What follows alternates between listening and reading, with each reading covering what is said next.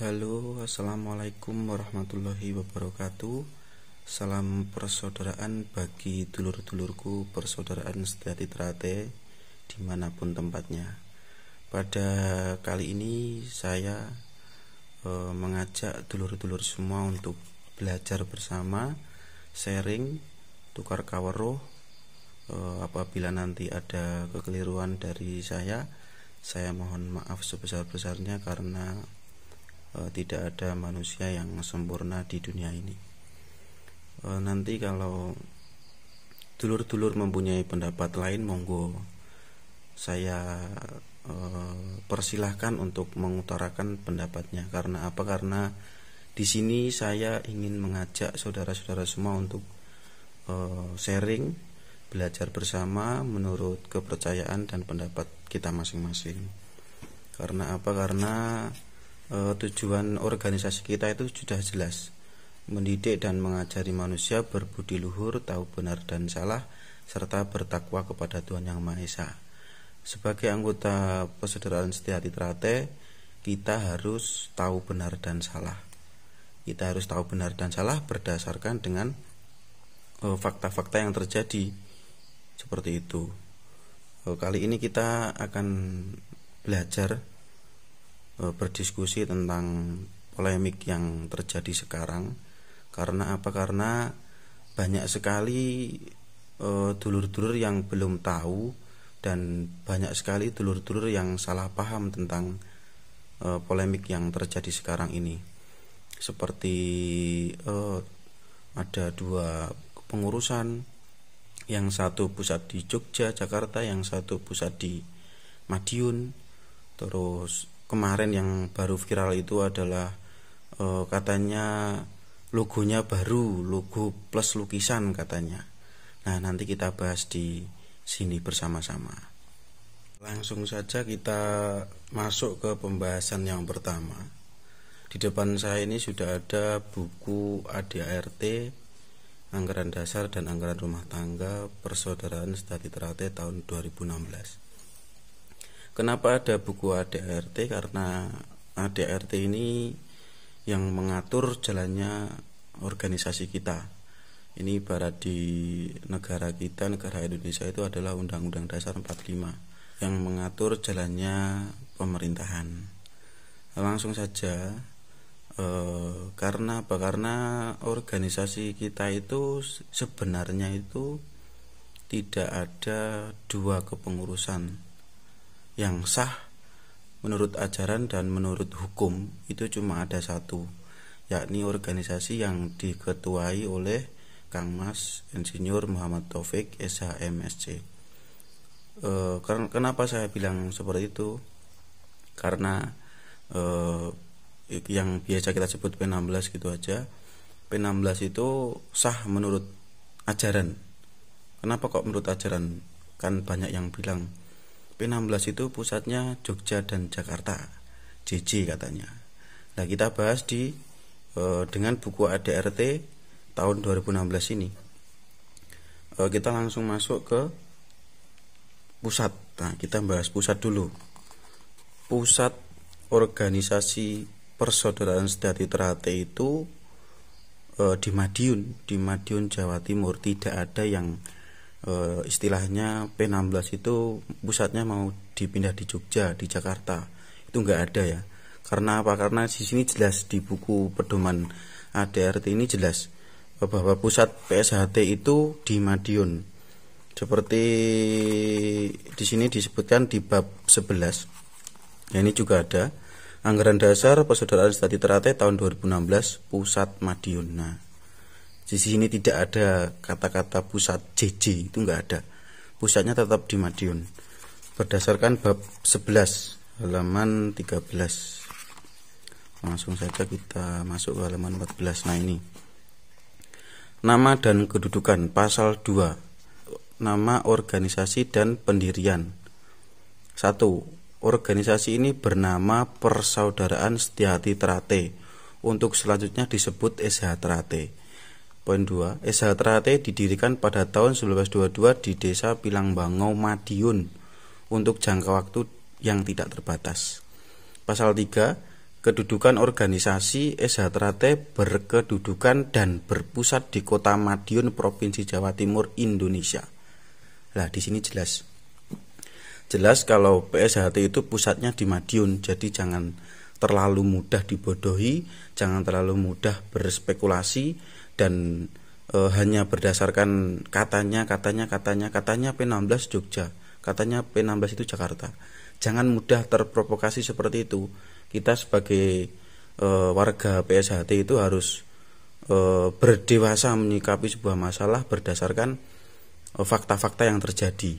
Jadi kita harus ngelenggono, kita harus tahu diri, kita harus mau belajar, mau berusaha untuk mengetahui apa itu persaudaraan kita ini, apa itu organisasi kita ini. Kita harus berpikiran jauh dan mau belajar organisasi. Di sini jelas ya. Di sini jelas berpusat di Kota Madiun, Provinsi Jawa Timur, Indonesia. Jadi tidak ada yang namanya pusat Jakarta, pusat Jogja, itu enggak ada. Ya, terus katanya Mas Taufik itu kan sudah diberhentikan, terus diganti sama Mas Murjoko. Waduh, itu siapa yang memberhentikan? Nah, kita kan harus, kalau kita nggak belajar ini, kita nggak tahu. Makanya saya di sini mengajak jenengan-jenengan semua, saudara-saudara semua untuk belajar.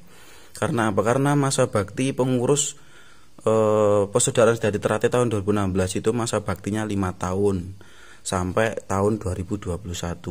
Jadi kalau belum 2021 tidak bisa diadakan perapatan luhur lagi, karena sudah diatur di ADRT ini. Kita sudah diatur di ADRT ini, sudah jelas bahwa parluh itu diadakan 5 tahun sekali. Kita buka di pasal 11 halaman 17. Nah, ini pengurus pusat. Pengurus pusat merupakan pelaksana organisasi dan bertanggung jawab dalam urusan ini semua. Terus ya kita masuk ke poin 2 saja. Masa bakti pengurus pusat selama 5 tahun dan dapat dipilih kembali pada masa bakti berikutnya melalui parapatan luhur. Itu. Jadi kita ini yang kita garis bawahi, selama 5 tahun, bukan setahun 2016 terus diadakan lagi 2017. Gitu loh. Terus kenapa kok kita bahas ke perapatan luhur? Halaman 18 ya selanjutnya. Nah, ini pasal 14, perapatan luhur. Perapatan luhur diselenggarakan oleh Majelis Luhur bersama pengurus pusat sekali dalam 5 tahun dan merupakan forum musyawarah mufakat tertinggi yang mempunyai wewenang dan tugas dalam A. Penyempurnaan anggaran dasar dan anggaran rumah tangga. B. Penyusunan kepengurusan organisasi tingkat pusat. Nah, itu langsung saja syarat-syarat mengadakan perapatan luhur. Perapatan luhur diikuti oleh Majelis Luhur, pengurus pusat, pengurus DKP, pengurus cabang khusus, dan Dewan Pertimbangan Cabang. Jadi kalau tidak diikuti oleh Majelis Luhur dan pengurus pusat, bisa dikatakan bahwa perapatan luhur tidak sah. Seperti itu. Terus banyak yang bilang ketua umum itu harus dari Madiun, harus berdomisili di Madiun. Kan Mas Taufik itu tidak di Madiun, jadi tidak sah. Nah, nanti ini diatur dalam ADRT kita. Nanti kita masuk ke syarat pemilihan ketua umum, syarat untuk menjadi ketua umum nanti halaman 35 kayaknya. Halaman 35, langsung masuk ke halaman 35. Nah, ini pengurus pusat, ketua umum pusat 1. Warga tingkat 2 yang aktif dalam organisasi minimal 15 tahun. Nah, di sini jangan langsung berspekulasi berpendapat bahwa harus tingkat 2 selama 15 tahun. Tidak seperti itu. Syaratnya yang ini harus warga tingkat 2 yang aktif dalam organisasi minimal 15 tahun. Jadi yang bisa menjadi ketua umum itu adalah yang aktif dalam organisasi minimal 15 tahun dan harus warga tingkat 2. Gitu. Terus yang kedua ini, diutamakan yang berdomisili di Madiun. Nah, ini dia garis bawah ya. diutamakan yang berdomisili di Madiun. Jadi tidak harus berdomisili di Madiun. Jadi di ayat 2 ini jelas. Jadi tidak harus ya. Ini hanya diutamakan. Kenapa kok ini Mas Taufik memilih ketua harian? Nah, nanti ada pasal selanjutnya. Terus yang ketiga, berusia minimal 50 tahun, jelas. 4. Pernah menjadi pengurus pusat SHTRAT minimal 1 periode kepengurusan, jelas. Khusus untuk ketua, tidak boleh merangkap menjadi ketua anggota organisasi politik, jelas. Di SHTRAT itu tidak boleh mengikuti politik manapun, tidak boleh. Karena apa? Karena itu tujuan SHTRAT itu sudah menjadi semboyan di organisasi kita. Terus yang keenam lah ini. Dalam hal ketua umum pusat tidak berdomisili di Madiun, Majelis Luhur dapat memberikan tugas tambahan kepada salah satu ketua yang berdomisili di Madiun sebagai ketua pelaksana harian.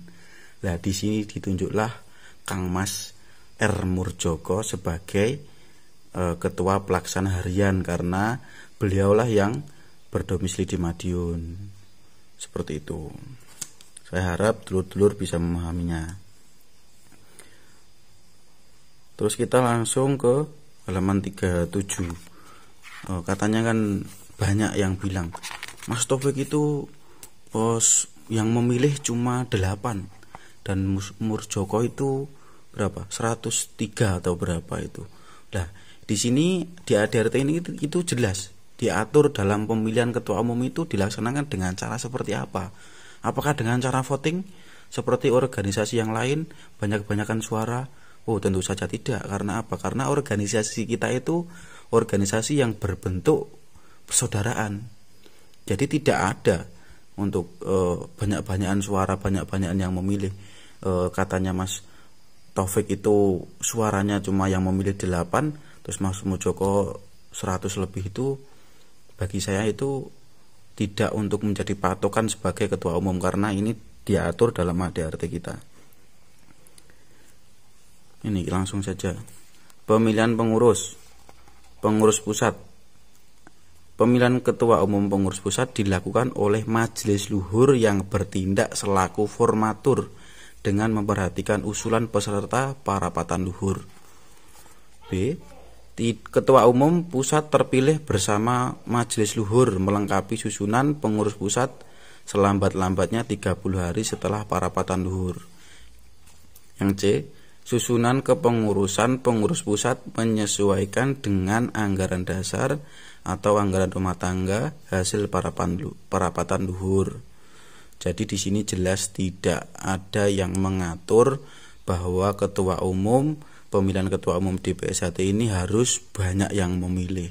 Yang berhak memilih ketua umum itu adalah Majelis Luhur. Begitu dulur-dulur semua. Terus katanya Mas Taufik itu diberhentikan, terus diganti oleh Mas Murjoko. Loh, lah siapa yang memberhentikan? Siapa yang berhak memberhentikan? Maka kita harus, saya katakan tadi, kita harus mau belajar untuk mengetahui bagaimana jalannya organisasi kita ini. Semua sudah diatur di ADRT ini. Kita masuk halaman 42 pasal 7. Mana 42? Ini pemberhentian pengurus. 1. Pengurus berhenti karena A. Berhalangan tetap sehingga tidak dapat atau tidak mampu melaksanakan tugasnya. Ini bisa diberhentikan. B. Mengundurkan diri atas permintaan sendiri. Yang C. Diberhentikan karena melanggar anggaran dasar dan anggaran rumah tangga dan atau melanggar pepacuh dan atau wasiat SHTRAT atau karena perbuatannya telah mencemarkan nama baik SHTRAT. Nah, di sini bisa kita pikirkan, bisa kita bayangkan apakah Kang Mas Muhammad Taufik itu berhenti? Tidak. Terus melanggar ADRT juga tidak, melanggar pepacuh wasiat SHTRAT juga tidak. Jadi tidak ada yang diberhentikan. Jadi masa bakti Mas Taufik itu dari tahun 2016 sampai tahun 2021. Mungkin itu dulu untuk mengenai pembahasan pusat P16 itu di mana. Kita jelas pusat di Madiun Jawa Timur, dan selama-lamanya PSHT akan berpusat di Madiun. Jadi jangan mudah percaya dengan isu-isu PSHT P16 JJ08 pusat di Jogja, pusat di Jakarta, itu jangan langsung percaya, maka kita harus mau belajar. Terus yang pembahasan kedua kemarin yang baru viral itu adalah logo baru, dan nanti kita bisa lihat bersama-sama, nanti kita belajar bersama-sama mana hak patennya, mana yang dimaksud logo-logo yang dimiliki Satrati. Jadi di sini juga diatur jelas, hak patennya juga jelas kalau semuanya itu adalah hak milik organisasi, bukan perorangan. Jadi banyak ya, ada hak paten logo, hak paten nama, hak paten hak cipta juga banyak, termasuk panji sakral ini, stempel, terus bendera, badge, dan mars PSHT ini semua hak milik organisasi, bukan perorangan, dan dikelola di Yayasan Setia Hati Trate yang diketuai oleh Kang Mas Lanjar. Nanti kita bahas pembahasan kedua, langsung saja kita ke pembahasannya.